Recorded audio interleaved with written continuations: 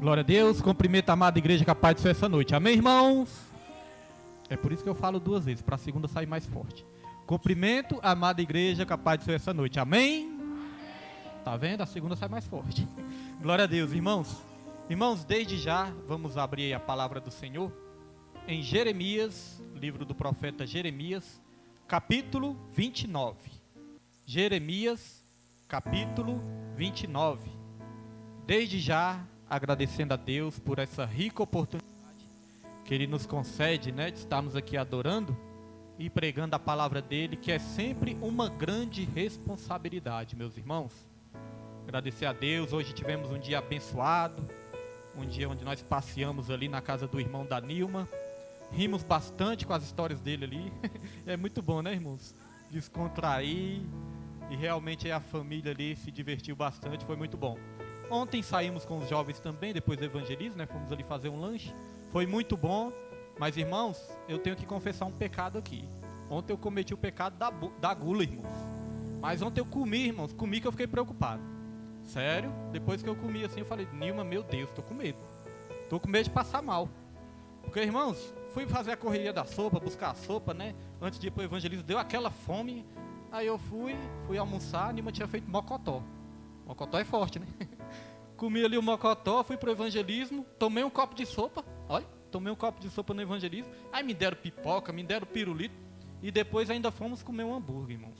Depois desse hambúrguer, falei, meu Deus, oh Deus, tenha misericórdia de mim, Senhor, que não venha fazer mal, me perdoe, Senhor, porque existe, irmãos, o pecado da glutonaria, né, e às vezes nós podemos cometer.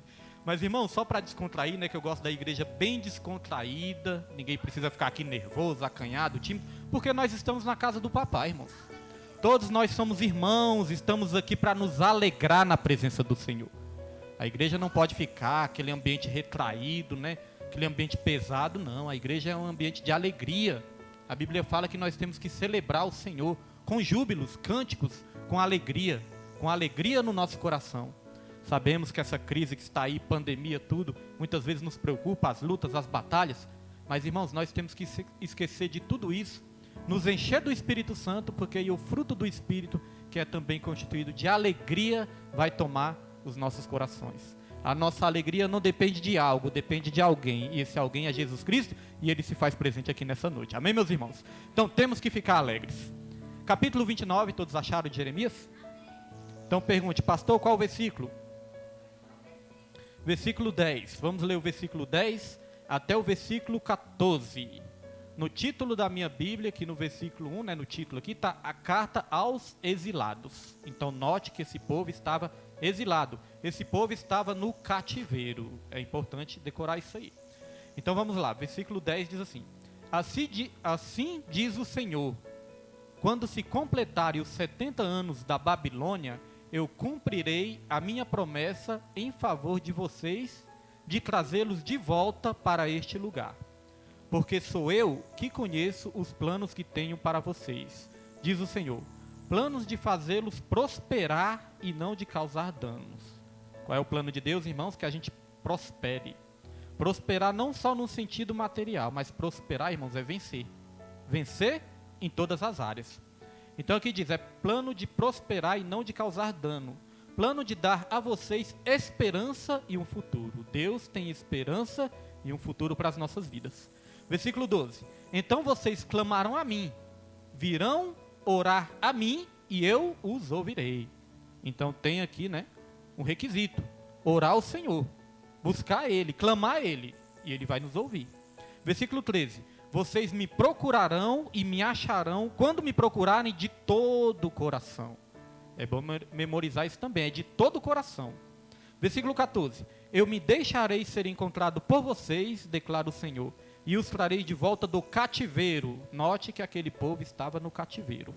Eu os reunirei de todas as nações e de todos os lugares para onde eu os dispersei e os trarei de volta para o lugar de onde os deportei, né? Diz o Senhor dos Exércitos. Amém, meus irmãos? Os irmãos já podem se sentar nessa noite, sempre dando glória ao nosso Senhor, porque Ele é digno de todo louvor. Faça o seguinte, irmãos, coloque Bíblias aí nos seus colos aí e vamos aplaudir essa palavra bem forte para que Deus possa falar com a sua igreja Ele tem que receber todo amor, toda glória, toda adoração essa noite, porque essa palavra é digna de toda aceitação, irmãos. Essas palmas foram para o Senhor, em nome de Jesus.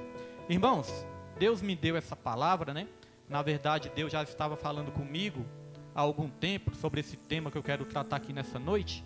E na sexta-feira eu vi ali uma confirmação do que Deus quer nos ensinar nessa noite através dessa palavra. Sexta-feira nossa missionária Perpétua esteve aqui e ela ministrou algo ali, né, na ministração dela. Ela ministrou algo que me chamou a atenção também, e é realmente algo que nós temos observado que está acontecendo nos dias atuais, meus irmãos. Ela diz que uma das estratégias do inimigo atualmente é cansar o povo de Deus, é cansar, é fadigar o povo de Deus, para que o povo de Deus fique cansado não somente fisicamente, mas psicologicamente, emocionalmente, sentimentalmente, espiritualmente. Essa é uma das estratégias do inimigo, tirar as nossas forças, para que a gente não tenha força para adorar a Deus, para que a gente não tenha força de buscar o Senhor, para que a gente não tenha vontade de frequentar os cultos, de estar na presença do Senhor. Essa é uma das estratégias do inimigo, irmãos. Isso eu já tenho percebido, e isso Deus já tem aqui nos usado, né, para falar sobre isso aí também. Mas muitas vezes eu penso, Jesus certa vez diz, né, que profeta de casa não tem honra. Então muitas vezes, irmãos, não basta só a gente falar, às vezes Deus vai trazer alguém de fora também para confirmar tudo que Deus está querendo nos dizer. Então nós vamos ficar atentos a esse tema e vamos aprender muito através dessa palavra aqui, irmãos. E para começar essa palavra, antes de eu entrar aqui na palavra, eu tenho que contar aqui, né, um fato que aconteceu, uma experiência que eu tive esses dias, e é necessário contar, não é para expor ninguém, é apenas necessário contar para que os irmãos venham entender do que se trata o tema da ministração dessa noite.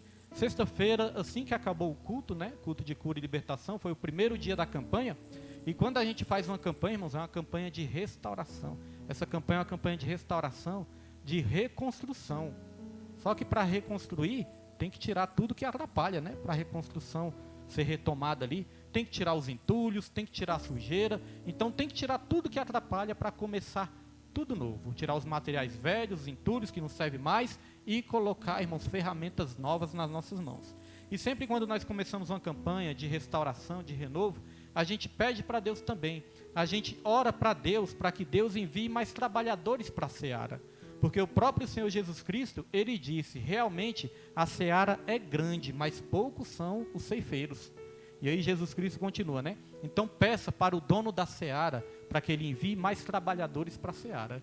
Então, antes mesmo de começar essa campanha, nós já temos orado nesse sentido, de não somente Deus mandar vidas para este lugar, mas que Deus nos capacite cada vez mais para receber as vidas.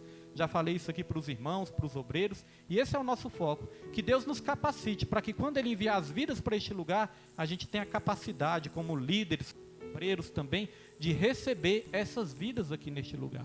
Mas quando nós pedimos para Deus, né, restauração, renovo, nós pedimos também mais trabalhadores para estar somando, para estar nos ajudando. Aí quando acabou a campanha na sexta-feira, fui lá para casa, né? Cheguei lá em casa, estava sentado lá no sofá, aí chegou a mensagem. Quando chegou a mensagem no meu celular, chegou a mensagem do irmão, né? Um congregante aqui deste lugar, falando, pastor, eu não vou congregar mais no ministério, porque eu não estou conseguindo ir aos cultos. Aí eu fiquei assim, meu Deus do céu, no primeiro dia da campanha já uma mensagem dessa? Aí o coração do pastor já aperta, né, irmãos? Porque é ruim, nenhum pastor gosta de perder membros, perder congregantes, mas o irmão falou ali, né, pediu a bênção, eu abençoei, tudo tranquilo, não foi nada de discussão, briga, não foi nada. Ele apenas falou que estava saindo do ministério porque ele não conseguia vir para os cultos.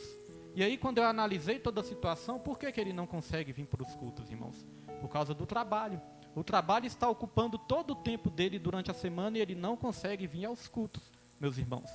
Mas nós sabemos, irmãos, que dificilmente alguém trabalha de domingo a domingo, né? Muitas vezes temos casos aqui de irmãos que não podem vir na semana, irmãos que trabalham de escala, não podem vir, mas vêm no domingo também. Eu entendo que o mais importante de tudo, irmãos, é a gente congregar, é a gente fazer parte de uma congregação, de uma denominação, a gente fazer parte do irmãos e estar sempre aí pedindo a Deus para que Deus crie situações para que a gente tenha cada vez mais tempo para adorar Ele. Que o nosso trabalho não venha esgotar todas as nossas forças, irmãos, para que a gente tenha tempo de adorar Ele. E essa palavra que nós lemos aqui fala de um povo que estava no cativeiro. Esse povo, irmãos, é o povo de Israel, né? É o povo de Deus. O povo de Israel, o povo de Judá especificamente, eles foram ali levados para o cativeiro e tem alguns motivos pelo qual eles foram levados ali para o cativeiro. Sabemos que esse povo recebeu ali uma promessa da terra prometida, a terra que manava leite e mel. Deus, ele cumpriu a promessa e levou esse povo para essa terra, uma terra que manava leite e mel. Não é que eles iam ter tudo de graça, eles tinham que trabalhar, eles tinham que cuidar da terra, eles tinham que cultivar e eles iam ali comer o fruto da terra. Mas era uma terra abençoada, porque Deus, ele tem bênçãos para as nossas vidas, tem ou não tem? Deus tem um trabalho abençoado para todos nós, tem ou não tem? Deus tem um salário abençoado para todos nós, tem ou não tem, irmãos? O trabalho não é uma maldição, porque muitos podem pensar, o trabalho veio depois que o homem pecou. Não, o trabalho, irmãos, veio muito antes do homem pecar. Quando Deus criou o homem, ele já deu ali uma ocupação para o homem, porque Deus, ele não chama desocupados, né? Ele deu ali uma ocupação para o homem, ele falou que o homem ia lavrar e guardar o jardim. Agora imagine, irmãos, era um trabalho também, né, muito grande. É claro que o homem não tinha essas debilitações que nós temos, essas fragilidades que nós temos, porque Adão ali foi criado perfeito. Então o trabalho era algo prazeroso, era algo que ele fazia ali com prazer. Só que era muito trabalho. Imagine, irmãos, esse jardim, eu imagino que não era um jardim pequeno. Milhares de árvores, milhares de animais, milhares de coisas ali para cuidar. Deus falou que o homem tinha que sair dando nome para todos os animais. Agora imagine, trilhões e trilhões de animais aí, o homem tinha que sair dando nome para cada animal. Então era muito trabalho, irmãos. Então Deus sempre deu trabalho, e o trabalho foi antes da queda. Mas nós sabemos que quando o homem caiu, aí o trabalho virou um trabalho penoso. É como eu gosto sempre de lembrar, a nossa diaconisa Neide fala, é com muita labuta. Hoje em dia, é com muita labuta, irmãos, que nós temos, né, que ganhar o nosso pão. A própria palavra de Deus nos diz isso, que Deus chegou ali e falou, por causa do pecado de vocês, agora vocês vão viver do suor do rosto de vocês. Então imagino que antes era um prazer tão grande, imagino que antes era algo assim tão tranquilo de se fazer, que não requeria ali muito esforço físico. Eu creio que o homem ali tinha muito vigor para trabalhar e não se cansar. Hoje em dia o trabalho nos cansa muito, hoje em dia o trabalho realmente é com muito suor. Eu costumo dizer que é com sangue, suor e lágrimas que nós conseguimos as nossas conquistas aqui nessa terra. Então o trabalho é uma bênção, o trabalho é de Deus. Jesus Cristo falou, o meu Pai trabalha e eu também trabalho até hoje. A Bíblia fala que no início a terra era sem forma e vazia, e o Espírito Santo de Deus pairava sobre toda a terra. Então veja que o Espírito Santo é o espírito de movimento, está sempre em movimento, está sempre se movimentando. A Bíblia fala que Deus, ele trabalha para quem nele confia. Então veja que o nosso Deus é um Deus trabalhador. Ele trabalha também. E ele criou o homem também, irmãos, para o trabalho também. Mas quando veio a queda, tudo isso se tornou algo mais cansativo para todos nós. Então Deus prometeu a terra para este povo. E quando Deus prometeu a terra para este povo, meus irmãos, mas amém. Então quando Deus prometeu a terra para este povo, meus irmãos, Deus, ele cumpriu. E aí esse povo começou ali a trabalhar nessa terra, a viver nessa terra. Só que tem um detalhe, tinha vários mandamentos ali que este povo tinha que cumprir. Esse povo tinha que obedecer às leis do Senhor, tinha vários mandamentos. Mas tem um mandamento que me chama a atenção. Deus, ele falou para aquele povo, vocês vão cultivar nessa terra durante 6 anos, e no 7º ano é para deixar a terra descansar. Então note, irmão, 6 anos o homem poderia trabalhar na terra, mas no 7º ano a terra tinha que descansar. E Deus sabia do que estava falando, né? Deus sempre sabe do que está falando. Porque, irmãos, durante 6 anos a terra ia produzir bem. Durante 5 anos ela ia produzir bem. Mas no 6º ano ela ia produzir tanto, que ia produzir para 2 anos seguidos. No ano seguinte o povo não precisava nem cultivar, que já ia ter alimento suficiente para aquele povo. Porque esse descanso da terra simboliza também o ensinamento que Deus deixou desde o começo. Porque a Bíblia fala que Deus criou todas as coisas em 6 dias e no 7º ele descansou. Não é verdade, irmãos? Então, simbolizava isso aí também, que Deus criou tudo em 6 dias, no 7º ele descansou. Então, irmãos, isso simboliza nas nossas vidas também, tem um princípio bíblico que ele vale até os dias de hoje, que é o dia do quê, irmãos? Do descanso, né? Mas esse descanso, se a gente for estudar bem, não é apenas um descanso físico. Não é que você vai trabalhar aí 6 dias e no 7º dia você vai ficar o dia todo dormindo, né? Descansando fisicamente. Não é apenas isso. Esse 7º dia é um dia que é dedicado ao Senhor. E esse dia que é dedicado ao Senhor, é um dia que nós vamos nos consagrar mais para o Senhor. É um dia que nós vamos ficar nos lembrando, esse dia é totalmente consagrado ao Senhor. É um dia que nós vamos nos lembrar de Deus. É um dia que nós vamos buscar, sim, um descanso espiritual, um descanso psicológico, um descanso físico, um descanso emocional, meditando, se alimentando, orando, buscando a Deus, irmãos, descansando em todas as áreas, não apenas fisicamente, porque nós não somos apenas corpo, nós somos espírito, alma e corpo. Então esse 7º dia simboliza também um dia dedicado ao Senhor, ou seja, um tempo dedicado ao Senhor. Nós sabemos, né, que tem aí algumas denominações que guardam o dia de sábado. Nós sabemos que tem alguns que guardam o dia de sábado. Outros guardam o dia de domingo, né? Nós sabemos disso. Irmãos, na tradição cristã, a maioria dos cristãos entendem que tem que guardar o dia de domingo, porque foi no dia da ressurreição. Tem várias causas ali, nós não vamos entrar em detalhes. Mas muitos guardam o dia de domingo. Outros guardam o dia de sábado. Mas eu entendo, irmãos, que o princípio é esse: trabalhar 6 dias e descansar um dia, dedicar um dia totalmente ao Senhor. O que eu estou querendo dizer com isso? Eu estou querendo dizer, irmãos, que nós temos sim um tempo que nós temos que trabalhar, mas nós temos que ter um tempo dedicado ao Senhor. Deus, ele não abre mão do seu tempo. Deus, ele não abre mão das suas primícias também, porque a palavra do Senhor nos ensina que nós temos que entregar nossas primícias ao Senhor para que se encha os nossos celeiros e nunca falte vinho nos nossos lagares, né? É uma representação ali que tem em Provérbios. Ou seja, quando nós entregamos nossas primícias para o Senhor, Deus, ele vai prover tudo aquilo que nós precisamos. Porque o nosso Deus não é um Deus de resto, nosso Deus é um Deus de primícia.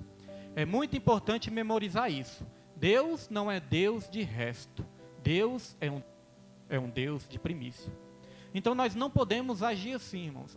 Eu vou correr atrás das minhas coisas, vou correr atrás de tudo que eu preciso, e se sobrar um tempinho, aí eu me dedico a Deus. Mas quem diz que Deus é um Deus de sobra? Deus é um Deus de primícias. Pastor William, o que são primícias? Irmãos, primícias são os primeiros e os melhores. Porque antes tinha esse princípio também no Antigo Testamento, dos primeiros frutos das colheitas ali, né? As primeiras plantações, se separava ali a primeira parte da colheita, a primeira e a melhor. Preste atenção, não é só a primeira, é a primeira e a melhor. Porque se a primeira parte tivesse uma parte ali estragada, não precisasse, descartava-se as primeiras, mas as melhores também. É assim, irmãos, nas nossas vidas. Nós temos que dedicar os primeiros momentos da nossa vida, logo ao acordar, nossos primeiros minutos do dia, nossas primeiras horas do dia a Deus e de todo o coração.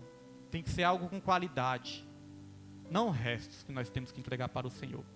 Isso também com a nossa renda é assim, nós sabemos. Com a nossa renda, quando nós pegamos a primeira parte, o que nós temos que fazer? Pastor William, pagar as Casas Bahia. Não, irmãos. O que nós temos que fazer? Pagar a SEB? Não. Primeira parte é dedicada ao Senhor, porque é o primeiro e o melhor. Por que é o melhor? Porque é com gratidão no coração que nós entregamos para o Senhor. E nós temos que ser fiéis. Nós não podemos querer enganar a Deus. Não, aqui eu vou tirar um pouquinho aqui, mas Deus não vai nem perceber. Eu não vou fazer como a Bíblia manda não, mas Deus não vai nem perceber, Deus não vai se importar. Não, meus irmãos, Deus é um Deus que cumpre a palavra dele. Quando nós cumprimos princípios, ele cumpre a sua palavra. Então é ser fiel na sua totalidade, meus irmãos. Certa vez lá em Malaquias, Deus teve uma queixa ali contra aquele povo, falou que o povo estava defraudando ele ali, usou até uma palavra forte, né? Vocês me roubam. E eles perguntaram, Senhor, no que nós te roubamos? Nos dízimos e nas ofertas? E por quê, meus irmãos? Nós sabemos que naquele tempo lá, dízimos eram plantações, mas tinha também ofertas de animais, né? E eles estavam dando ali animais coxos, animais cegos, animais machucados, quer dizer, queria dar o resto para Deus. E aí Deus se indignou, irmãos, porque Deus não recebe resto. Porque, meus irmãos, se Deus ele quer nos dar o melhor, por que ele vai se contentar em receber resto? Todos nós queremos o melhor. É ou não é verdade? Quem é que gosta de resto? Quem é que gosta de sobra? Nós queremos o melhor. Então, quando nós cumprimos princípios, Deus ele cumpre promessas nas nossas vidas. E as primícias, irmãos, é algo que abençoa muito o crente. Então, nessa questão do sábado é algo muito interessante, porque Deus falou, ó, vocês vão plantar, nessa questão do 7º ano, né? Vocês vão plantar durante 6 anos, e no 7º ano a terra vai ter que descansar. É um princípio, porque Deus é um Deus de sabedoria. Deus ele sabe se o povo ficasse ali plantando todo ano, ia chegar um momento que a terra ia ficar estéril, que a terra não ia produzir mais nada. Então isso que Deus mandou fazer era para o bem do próprio povo, porque Deus é um Deus sábio. Mas sabe o que o povo fez, irmãos? O povo desobedeceu. O povo nunca obedeceu este mandamento. Porque quando nós olhamos para o cativeiro, aí sempre nós estudamos que o povo foi para o cativeiro porque era um povo idólatra, era um povo rebelde, tudo isso eles eram mesmo. Mas, irmãos, isso me chamou muita atenção quando eu descobri. Um dos motivos que fez o povo ir para o cativeiro também foi que o povo não guardou este mandamento de plantar ali durante 6 anos e no 7º deixar a terra descansar. O povo nunca cumpriu esse mandamento. Olha que interessante. O povo ficou nessa terra prometida por 490 anos, segundo os estudiosos. Por 490 anos o povo ficou nessa terra. E o povo nunca cumpriu este mandamento de deixar a terra descansar no 7º ano. Aí sabe o que aconteceu? Deus falou, por causa disso aí também, né, um dos motivos é esse, por causa disso aí também, vocês vão passar 70 anos no cativeiro. 70 anos. Olha que interessante. O povo viveu lá 490 anos, aí Deus deu uma sentença, vocês vão passar, me desobedeceram, não deixaram a terra descansar, agora vocês vão passar 70 anos no cativeiro. E aí se a gente fizer uma conta, 490 dividido por 70, dá sabe quanto, irmãos? 490 dividido por 7. 490 dividido por 7. No 7º ano, a terra tinha de descansar. Então você divide 490, que foi o povo viveu lá, dividido por 7. Dá quanto? 70 anos, irmãos. Microfonezinho, meu Deus do céu. Exatamente é nada, acho que é minha voz mesmo, porque é muito aguda, sei lá. Irmãos, exatamente 70 anos foi o período que o povo passou no cativeiro, 70 anos. É interessante isso, né? Porque a cada ano que o homem desobedeceu a Deus, Deus acrescentou, né, um ano também de cativeiro para aquele povo. O tempo que era para o povo obedecer ali, deixar a terra descansar, irmãos, o povo foi praticamente obrigado a fazer isso. Falou, já que vocês não me obedecem, eu vou criar uma situação para que a terra agora descanse. Vocês não querem deixar a terra descansar? Então vou tirar vocês dessa terra aí e vou deixar a terra descansar. Nós sabemos que na palavra de Deus também, terra simboliza nós, né? Simboliza nós também. Então é isso, irmãos. Nós temos todo o tempo do mundo para estar trabalhando, fazendo as nossas correrias, porque como eu falei, o trabalho é uma bênção do Senhor. No Salmo 128, a palavra do Senhor vai dizer assim, ó: bem-aventurado o homem que teme ao Senhor e anda nos seus caminhos. Feliz será e tudo lhe irá bem. Comerás do fruto do seu trabalho. Olha só. Comerás do fruto do seu trabalho. Então o trabalho é uma bênção. Mas irmãos, a palavra de Deus nos ensina isso. Que nós temos o nosso tempo para trabalhar, para correr atrás das nossas coisas, mas nós não podemos deixar, irmãos, de separar o nosso tempo para Deus. E nós vemos que a igreja está correndo um sério risco de não perceber isso. Porque, irmãos, olha só que interessante. Faraó estava oprimindo o povo de Deus também. Nós sabemos que o povo ficou ali 400 e tantos anos escravo de Faraó, oprimido. Aí o povo fez um clamor a Deus. O povo clamou a Deus, pediu socorro. E aí Deus levantou quem para ajudar o povo? Moisés, não é verdade? Deus levantou Moisés. E quando Deus levantou Moisés para libertar o povo, Deus falou assim, ó: eu vou libertar o meu povo para que o meu povo possa vir me adorar. Olha só que interessante, irmãos. Deus falou, eu vou libertar meu povo para que o meu povo tenha tempo de me adorar. Porque o povo estava tão escravizado, irmãos, que não estava tendo tempo nem de adorar mais a Deus.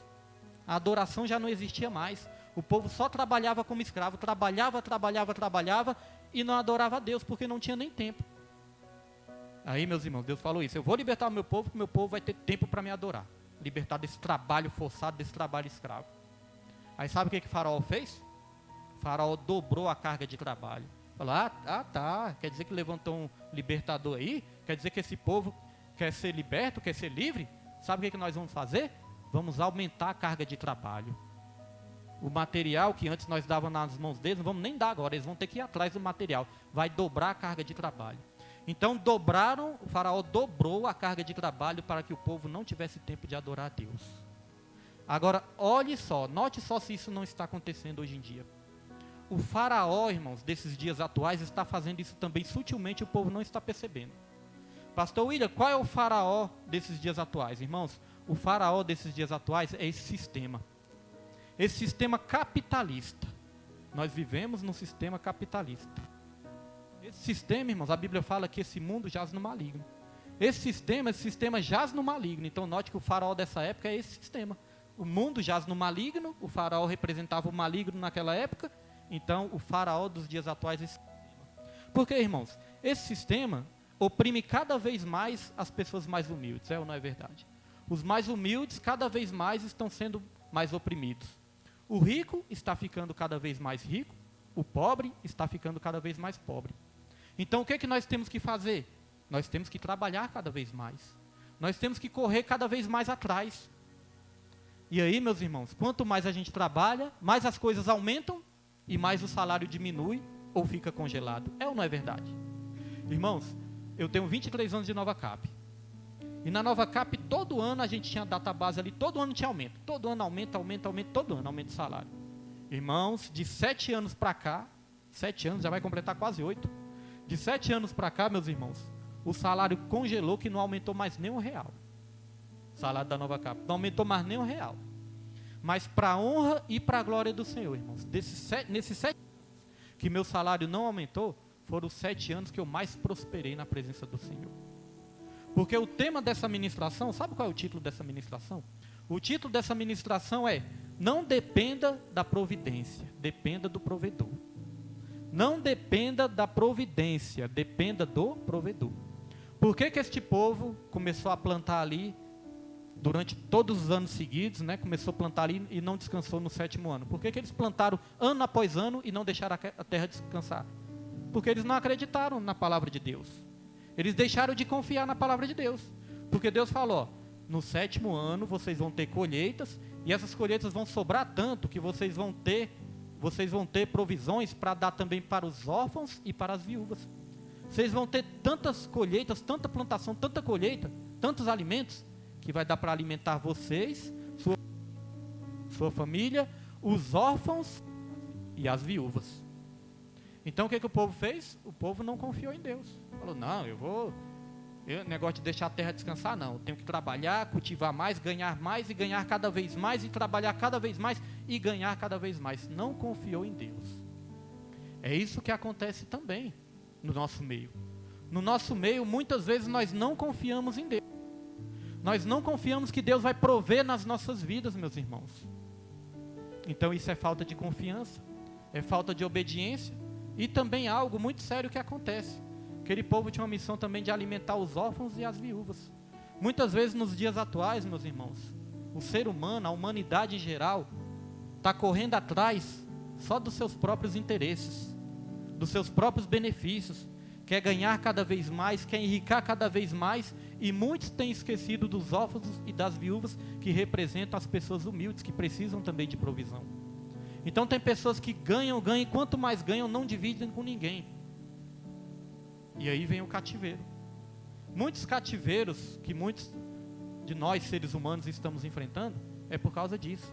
Deixar de crer no Senhor, deixar de confiar na palavra do Senhor, deixar de obedecer a palavra do Senhor da maneira que tem que ser obedecida. Então muitos cativeiros das nossas vidas vêm por causa disso também. Então aquele povo ali, meus irmãos, ficou 70 anos no cativeiro. E como eu falei, nesses 7 anos para cá, meu salário não aumentou. Mas, meus irmãos, eu prosperei cada vez mais. Eu consegui fazer coisa lá em casa, né? Eu tive conquistas na minha vida e até na igreja também, coisas que eu nem imaginava. Coisas que antes, todo ano, meu salário aumentando, mas antes eu não estava na presença de Deus, era no saquetel furado. Quanto mais eu ganhava, mais eu gastava. Quando eu via que não, tinha Tinha dia que eu chegava para minha esposa e falava, Nilma, eu devo ter perdido dinheiro. Passava a noite nas farras, passava a noite bebendo, ia para todo lugar. Irmãos, tinha época que eu gastava meu salário todo. Gastava até cartão de crédito. Quando eu ia lá para a Bahia, irmãos, eu levava dinheiro, gastava o dinheiro todo. Aí depois ligava para alguém depositar dinheiro, a pessoa depositava dinheiro, eu gastava o dinheiro que foi depositado e depois ainda comprava no cartão de crédito. Voltava quebrado e endividado. Irmãos, era meses e meses para conseguir se restaurar. Então era isso quando eu não estava na presença de Deus. Mas agora, meus irmãos, eu estou na presença de Deus. Então, sabe o que é que Deus pode fazer? Porque muitas vezes quando nós pensamos que estamos na presença de Deus, Deus vai multiplicar meu salário, vai dar 10 vezes mais, 100 vezes mais. Ele pode fazer isso. Mas muitas vezes Deus não faz isso. Muitas vezes Ele faz milagre com aquilo que nós temos, com aquilo que nós recebemos. Com o salário que eu recebo, eu penso assim, muitas vezes eu falo com Deus, eu falo, Deus, com esse salário que eu estou recebendo, é um salário bom, graças a Deus, né, irmãos? Não tenho o que reclamar. Mas eu digo assim, tem 7 anos que não aumenta. Aí muitas vezes eu falo assim para Deus, eu falo, Deus, com esse salário que eu recebo, se eu for parar para pensar como que eu consegui fazer isso tudo, não tem explicação, é milagre de Deus. Agora eu quero dar um testemunho aqui para os irmãos, que esse testemunho é forte. Teve uma época, eu já tinha entregado minha vida para Jesus. Já era evangélico, já tinha entregado minha vida para Jesus. E aí Deus já começou a me usar como obreiro da casa dele, para trabalhar para ele, servir a ele e fazer a obra. E aí, meus irmãos, só que aí eu fazia hora extra lá no Nova Cap. Todo sábado tinha hora extra. E aí sabe o que eu orava para Deus? Olha a minha oração. Tinha muita sabedoria nesse tempo. Minha oração era essa: Senhor, que tenha cada vez mais hora extra, Senhor. Que tenha cada vez mais hora extra, que nunca falte hora extra, que tenha hora extra direto, Senhor. Me dê hora extra. Aí sabe o que Deus fez, irmãos? Deus me deu hora extra. Teve um mês que eu fiz tanta hora extra, irmãos, que eu trabalhei todos os sábados e todos os domingos do mês. Olha só, trabalhei todos os sábados e todos os domingos do mês. Irmãos, deu uma grana boa. Uma grana assim que você olhava assim, rapaz, mas que benção. Só que não era uma benção. Era uma armadilha do inimigo para me tirar da presença de Deus. Você imagine de domingo a domingo trabalhando. Não tinha tempo para fazer a obra. Chegava cansado, às vezes até ia para a igreja, mas ia morto. Não conseguia nem abrir a boca para adorar. O faraó estava me oprimindo. O faraó deste mundo estava me escravizando e eu não estava nem percebendo. E aí eu trabalhei todo sábado e todo domingo. Aí chegou quando eu consegui vencer, né? Se eu não me engano, na época foi 4 sábados, 4 domingos, se eu não me engano, foi uma coisa assim. Aí quando eu consegui vencer, consegui completar tudo. Aí eu fiz igual a música do Raul Seixas. Aí eu perguntei, e agora eu me pergunto, e daí? Consegui tudo isso, agora eu me pergunto, e daí? Irmãos, eu fiquei numa tristeza, eu fiquei num desânimo, fiquei numa angústia. Eu falei para minha esposa, falei, Nilma, eu estou tão triste, estou tão angustiado, cheio de dinheiro no banco, cheio de dinheiro ali para receber ainda, mas estava triste, estava desanimado. Aí eu perguntei para Deus, Deus, o que está acontecendo? Aí Deus falou no meu coração, falou, meu filho, você só está pensando em trabalhar. Você está se matando de trabalhar para o homem, mas está esquecendo de buscar a minha presença. Não tem tempo mais para mim. Está cansado demais para me adorar. E aí, meus irmãos, eu fiquei triste. Fiquei, meu Deus, porque Deus falou comigo. Deus me deu uma bronca. Porque eu já era obreiro da casa do Senhor. Aí eu fiquei triste. Aí minha oração mudou. No lugar de eu orar assim, ó, Deus me dê hora extra, me dê hora extra, me dê hora extra. No lugar de eu orar assim, eu orei diferente. Eu falei, Senhor, que eu precise mais de hora extra, Senhor. Que eu não precise mais de hora extra, que eu vá para a tua casa no sábado, que eu vá para a tua casa no domingo, que eu tenha mais tempo de fazer a tua obra, Senhor, que eu não precise mais disso. Irmãos, por incrível que pareça, né? Às vezes a gente pede as coisas para Deus e pensa que Deus não vai fazer, não. Quando Deus faz, a gente fica surpreso. Irmãos, por incrível que pareça, nessa mesma semana que eu orei, cortaram as horas extras da Nova Cap toda. Cortaram, irmãos, de uma hora para outra cortaram, porque não faltava. Cortaram. Até falei para mim, vai ter hora extra mais não. E cortaram em geral. Aí eu fiquei pensando, Senhor, mas eu pedi para não ter hora extra só para mim. E o povo que está precisando aí, esses pais de família que precisam. Mas, irmãos, por incrível que pareça, cortou geral. E ficamos anos e anos e anos sem ter hora extra. Mas aí sabe o que eu fiz? Eu entrei num grupo de varões, comecei a louvar com os varões, comecei a fazer a obra de Deus, comecei a me dedicar no culto nos lares, comecei a fazer a obra do Senhor, irmãos. Hora extra não tinha mais, mas eu estava trabalhando na seara do Senhor. Sabe o que aconteceu? foi o tempo que eu mais comecei a me estabilizar financeiramente também. Foi o tempo também que eu comecei a dizimar. Porque quando eu fui começar a dizimar, irmãos, era uma luta. No primeiro mês que eu calculei ali os dízimos, né? Peguei o meu salário e fiz os cálculos, falei, quer dizer que é 10%, né? Ainda fiquei naquela, é do bruto ou é do líquido? A gente sempre quer que seja do líquido, né, irmãos, para dar menos. Aí eu ficava calculando. E aí, como é que é essas contas, como tem que fazer? Irmãos, eu tinha o costume de falar contra o dízimo, né? Vindo do mundão, eu falava contra o dízimo. Porque eu tinha aquilo na minha cabeça, que todo pastor era aproveitador, todo pastor era ladrão, igual se falava aí, né? Eu tinha isso na minha mente.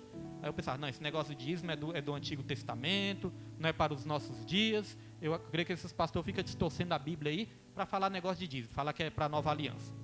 E aí eu pegava todos os vídeos que falavam mal do dízimo, todos os vídeos que falavam contra o dízimo, eu falava, tá vendo aí, ó, esse cara aqui tá certo. Eu falava. Mas os vídeos ali que falavam que o dízimo é sim para os dias atuais, eu falava, não, isso aí tá mentindo, isso aí tá mentindo. Então eu escolhi o que eu queria ouvir para ter um pretexto para não dizimar na casa do Senhor.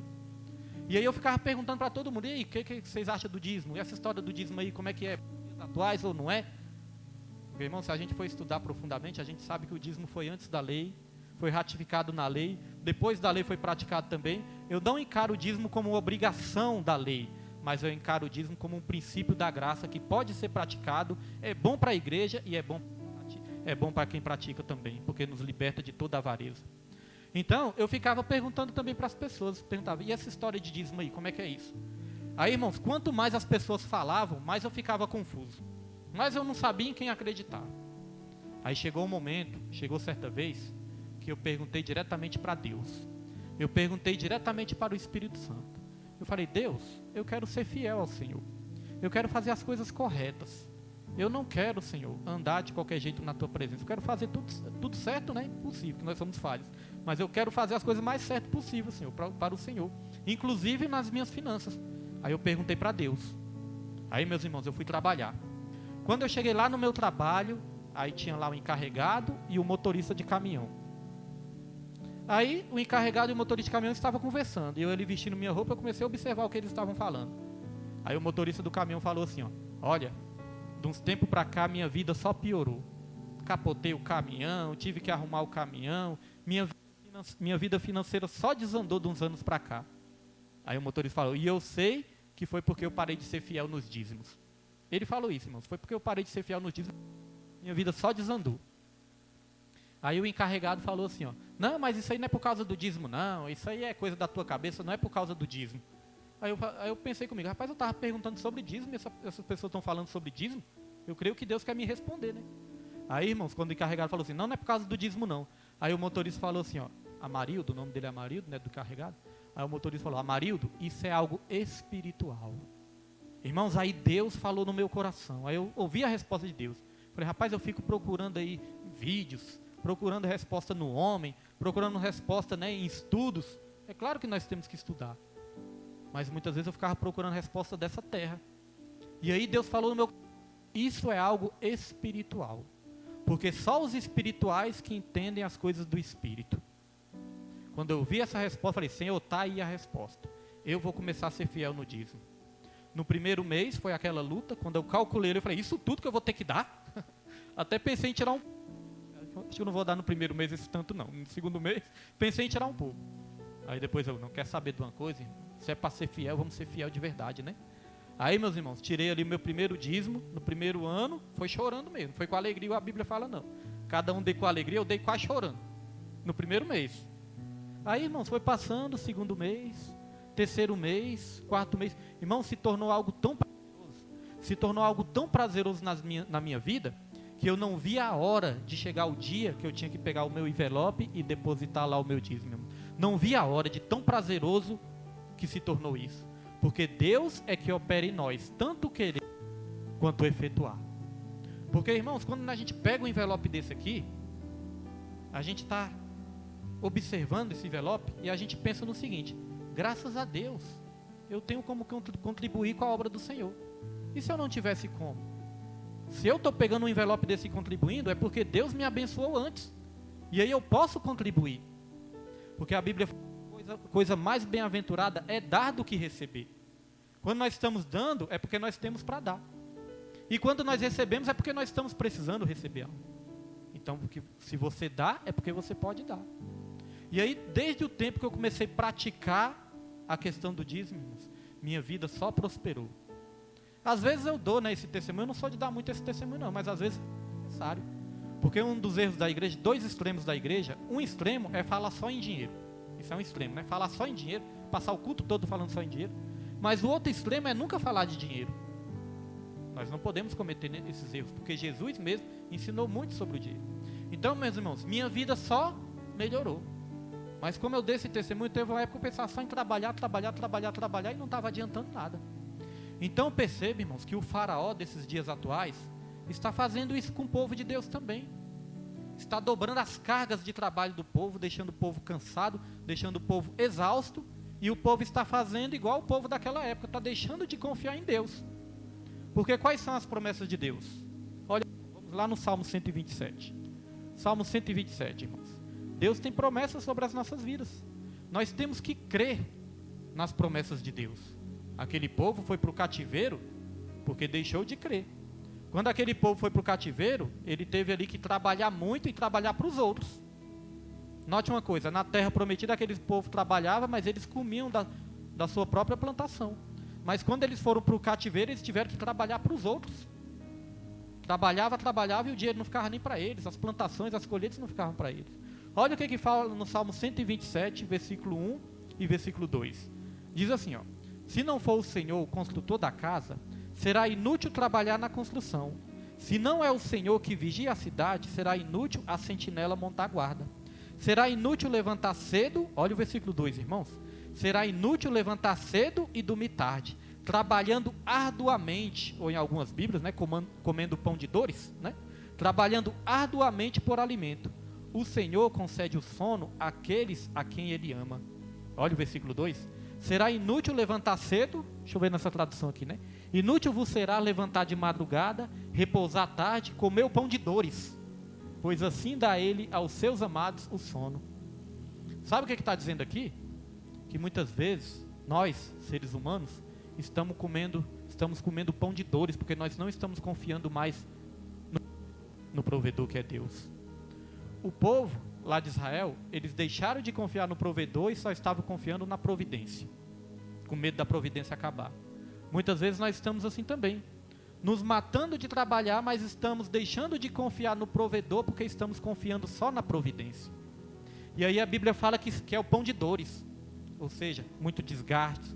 A gente desgasta para trabalhar, desgasta, até consegue alguma coisa nessa terra, mas é o pão de dores, e é algo passageiro.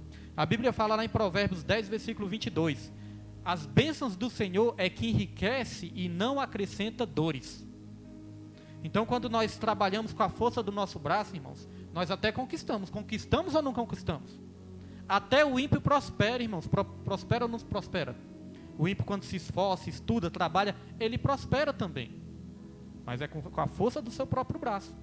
Então é algo que é passageiro, é algo que não vai passar dessa terra. As riquezas de Deus são eternas. Deus, ele pode nos prosperar nessa terra, irmãos, e ainda eternamente. Porque uma hora tudo se acaba. Tudo vai ficar aqui. Aqui a traça corrói, o ladrão rouba e mina. Tudo acaba. Então o que está acontecendo muito ultimamente também é deixar de confiar em Deus. Porque a Bíblia vai nos dizer aqui daqui a pouco o que acontece quando nós colocamos o reino de Deus em primeiro lugar. Aqui está dizendo que quando nós não confiamos em Deus, nós trabalhamos muito e comemos pão de dores. Mas Deus, ele dá o sustento para todos nós, até quando nós estamos descansando. Irmãos, quando você chegar na sua casa, colocar a sua cabeça no travesseiro, você vai tirar ali o sono do justo, você vai dormir o sono do justo e Deus vai estar trabalhando ao seu favor. Deus já vai estar quebrando ali todas as maldições nas nossas áreas financeiras também. Deus vai estar tirando ali todo impedimento, toda palavra contrária, toda palavra de maldição, toda inveja contra as nossas vidas, Deus já vai estar ali eliminando, porque nós vamos estar colocando Ele em primeiro lugar nas nossas vidas, dando prioridade a Ele. O problema muitas vezes é que nós não estamos dando mais prioridades para Deus, a prioridade que Deus exige. Deus, ele exige prioridade e exclusividade, porque Ele quer ser o primeiro e Ele quer ser o único também. Por que, pastor William? É porque Deus é um Deus egoísta, quer tudo para Ele? Não, irmãos, não é porque é Deus que precisa, somos nós que precisamos. Porque Deus sabe, se a gente não der prioridade para Ele, sabe o que vai acontecer? Nós vamos ser idólatras. Nós vamos nos tornar idólatras. Nós vamos acabar idolatrando o dinheiro, o emprego, o salário, o carro, a casa, uma carteirinha, um título, a fama, a glória. Nós vamos acabar idolatrando algo, irmãos. Adorando algo no lugar de Deus. Então, para que isso não aconteça, Deus falou: vocês vão ter que me amar com toda a sua força, com toda a sua alma, com todo o seu entendimento. E nessa palavra que nós lemos de Jeremias, fala assim, ó: vocês vão me buscar e vocês vão me achar, mas quando é buscar de todo o vosso coração. Irmãos, todo é todo, não é verdade? Todo não é só 90%. Todo não é só metade. Todo é todo. E eu sempre fiquei assim pensando, como que é buscar a Deus de todo o coração? Como que é isso? E aí, meus irmãos, Deus me deu a revelação, o discernimento. Até usou um servo dele para clarear mais minha mente. Irmãos, buscar a Deus de todo o coração é não ter um coração dividido. É não buscar a Deus pela metade do coração, apenas com a metade do coração. Porque às vezes nós buscamos a Deus com a metade do coração. Às vezes nós temos o nosso coração dividido. E o coração na mente, o coração na Bíblia, está ligado à nossa mente. É a nossa mente. Às vezes nós temos a mente dividida, irmãos. Às vezes nossa mente está nas coisas de Deus, mas está também nas preocupações dessa vida. Está nos cuidados dessa vida também. Às vezes, irmãos, nosso coração está na metade de Deus, mas na metade dos nossos interesses, também correr atrás dos nossos interesses, as preocupações, as dívidas, os problemas, as riquezas deste mundo, as cobiças deste mundo muitas vezes nos seduz, aí o nosso coração fica dividido. Lembra do jovem rico? O jovem rico praticava todos os mandamentos. Praticava todos os mandamentos, só que o coração dele não estava todo em Jesus. Quando Jesus falou, ainda te falta uma coisa: venda tudo que você tem, dê aos pobres, e aí você vai ter um tesouro nos céus. O que ele fez? Ele se entristeceu e saiu da presença do Senhor. Irmãos, e eu não vou julgar o jovem rico não, viu? Porque eu fico pensando, e se fosse comigo, será que eu ia ter coragem também de vender, Senhor? Será que se fosse comigo eu ia ter coragem de vender todas as minhas propriedades? Então ainda bem que Deus nem me pediu isso para mim, né? Porque às vezes a gente julga o jovem rico, tá? O jovem rico aí é um ímpio, né? Mas se fosse nós, se fosse a gente no lugar de Abraão, Deus pediu, foi o filho de Abraão. Se fosse nós, irmão, será que a gente dava? E às vezes a gente desce o pau em Abraão, né? Tá vendo Abraão aí? Não, em Abraão não, que Abraão deu, né? Mas se fosse nós também, irmãos, no lugar de Abraão, será que a gente dava o nosso filho? Abraão ainda conseguiu, né? Cumprir a vontade de seu, mas o jovem rico não. Porque o seu coração não estava todo em Jesus. Então, irmãos, às vezes nós estamos servindo a Deus com um pedaço do nosso coração. Às vezes com metade do nosso coração. Às vezes metade em Deus, metade nas dívidas, as preocupações. A Bíblia fala uma coisa interessante.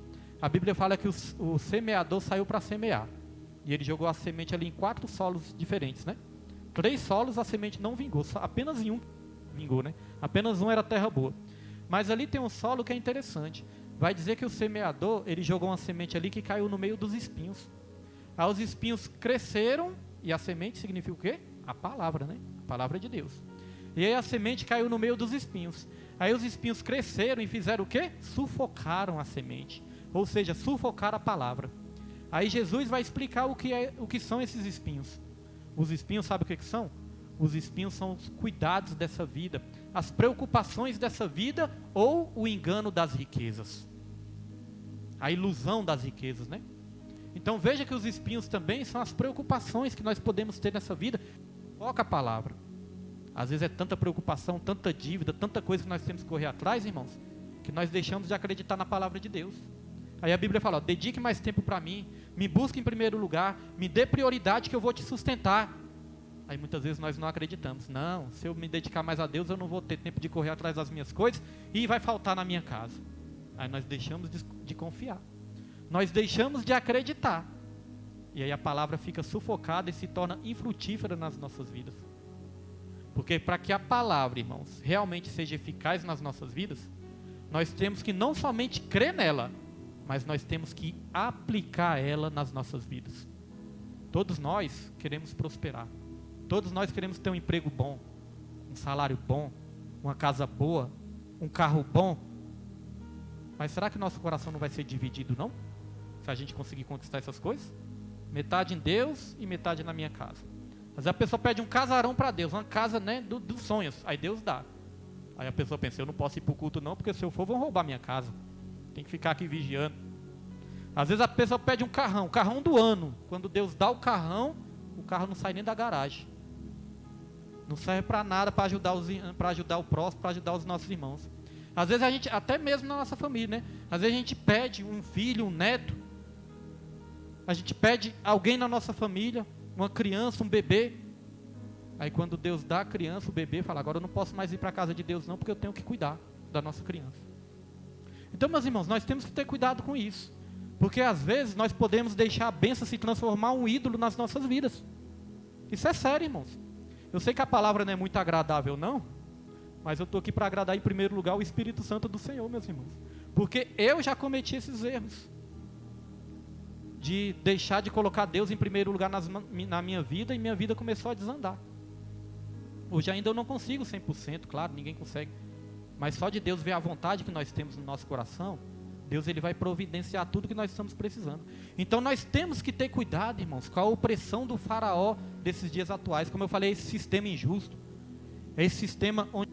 Irmãos, nós trabalhamos para o sistema, já observou isso? Segundo pesquisa e segundo estudos, nós trabalhamos ali mais ou menos, acho que os irmãos aí que mexem mais com finanças aí, com contabilidade, devem saber melhor do que eu. Nós trabalhamos, se eu não me engano, 4 a 5 meses, o irmão sabe aí? 4 a 5 meses só para pagar impostos? Os irmãos não sabem não? Mas nós trabalhamos, irmãos, mais ou menos 4 a 5 meses só para pagar impostos. É isso, evangelista? Que na última vez que eu pesquisei é mais ou menos isso. 4 a 5 meses, quase metade do ano. É só para pagar impostos. Então, meus irmãos, nós estamos trabalhando para o faraó desses dias atuais, para o sistema. Por exemplo, lá na Nova Cap. Na Nova Cap é uma empresa pública. Mas quando a Nova Cap quer contratar, né, o serviço terceirizado, sabe o que a Nova Cap faz? Recebe dinheiro do governo, né? Aí a Nova Cap, por exemplo, contrata um funcionário, contrata o jesuíno. Nova Cap contrata o jesuíno. Pela uma firma, né? A firma contrata a Nova Cap contrata a firma e a firma contrata o jesuíno. A Nova Cap, ela passa 10 mil reais para a firma. E a firma passa só 1.000 reais para o jesuíno. Então o jesuíno está trabalhando para quem? Para o sistema, irmãos. Sobra um pouquinho ali, porque eles não podem deixar o povo morrer de fome, senão o povo, né, para de trabalhar, não tem mão de obra. Mas a gente trabalha para o sistema. A gente trabalha para o faraó desse tempo. Então por que ao invés da gente trabalhar para faraó, irmãos? Claro que nós temos que trabalhar, nosso trabalho secular, claro que nós temos. Eu mesmo acordo todo dia 5h40 e trabalho todos os dias. Meu trabalho não é por escala não, né? Dia sim, dia não, é todos os dias. Todo dia 5h40 eu tenho que acordar e trabalhar. É claro que a gente tem que trabalhar. Mas por que ao invés da gente trabalhar mais para o faraó desse século, por que a gente não resolve trabalhar mais para Deus, que é o dono do ouro e da prata? Que tudo vai ser acrescentado nas nossas vidas. Isso é para quem crê, irmãos. Por que muitas vezes a pessoa não coloca isso em prática? É porque a pessoa é ruim? É porque a pessoa é desleixada? É porque a pessoa é sem compromisso? Não. Muitas vezes a pessoa não coloca isso em prática porque não crê. Acha que vai faltar, acha que o sustento vai faltar. Então, às vezes é porque não crê, irmãos. Falta de fé. Aí é o que a palavra de Deus vai dizer para encerrar. Ó, Mateus. Esse texto aqui é bastante conhecido.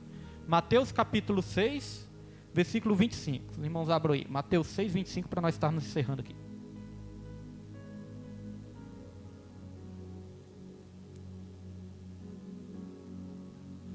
Mateus capítulo 6, versículo 25 e diante.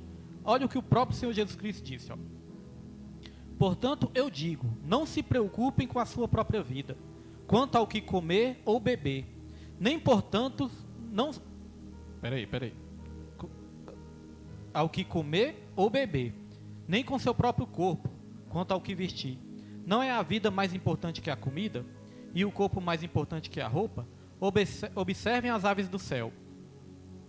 Não semeiam, nem colhem, nem armazenam em celeiros. Contudo, o Pai Celestial as alimenta. Não têm vocês muito mais valor do que elas? Quem de vocês, por mais que se preocupe, pode acrescentar uma hora que seja a sua vida? Por que vocês se preocupam com roupas? Vejam como crescem os lírios do campo. Eles não trabalham nem tecem. Contudo, eu digo que nem Salomão, em todo o seu esplendor, vestiu-se como um deles. Se Deus veste assim a erva do campo, que hoje existe e amanhã é lançada ao fogo, não vestirá muito mais a vocês, homem de pequena fé. É o que eu falei? Às vezes nossa fé é pequena, né? Jesus falou aos pássaros, eles nem trabalham, e eu alimento eles, ainda mais vocês que trabalham. Então, homens de pequena fé. Versículo 31. Portanto, não se preocupem dizendo, o que vamos comer, ou que vamos beber, ou que vamos vestir, pois os pagãos é que correm atrás dessas coisas. Mas o Pai Celestial sabe que vocês precisam delas. Busquem, pois, em primeiro lugar, o reino de Deus e a sua justiça, e todas essas coisas serão acrescentadas a vocês. Promessa da própria palavra de Deus. Jesus falou assim, ó, tudo que vocês precisam, eu sei do que vocês precisam. Até os ímpios correm atrás dessas coisas.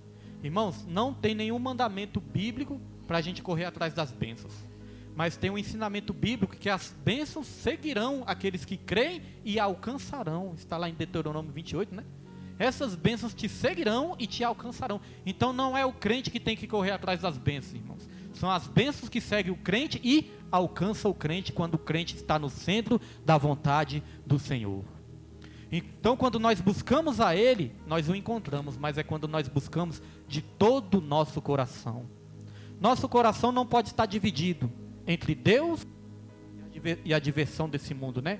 Temos sim todo o direito de nos divertir, mas nosso coração não pode estar dividido entre Deus e os prazeres, entre uma coisa muito séria, as distrações.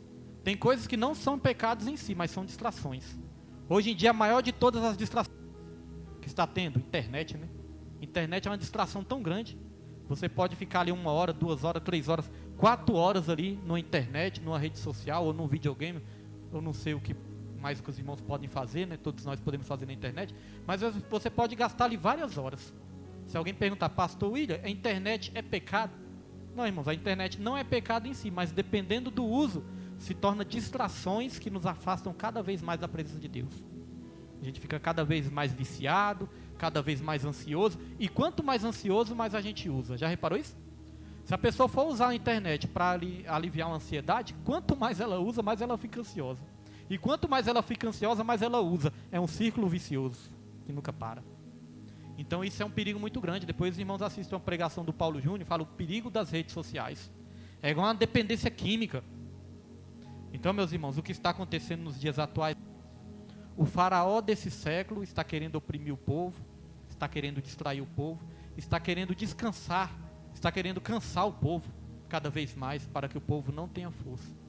E eu estava meditando hoje lá em casa, né? A gente passa por aí também, a gente vê tantas igrejas, a maioria das igrejas pequenas, né? Que sofrem mais dificuldades, as igrejas estão vazias, estão se fechando. Minha esposa falou de mais uma igreja lá na expansão que se fechou, pequena, né? Então isso é triste, porque a gente vê cada vez mais as igrejas vaziando e os bares superlotados aí, irmãos. Então eu estava pensando assim, nossa, o Espírito Santo está muito triste. Eu pensei isso, eu que sou um pecador, fico triste.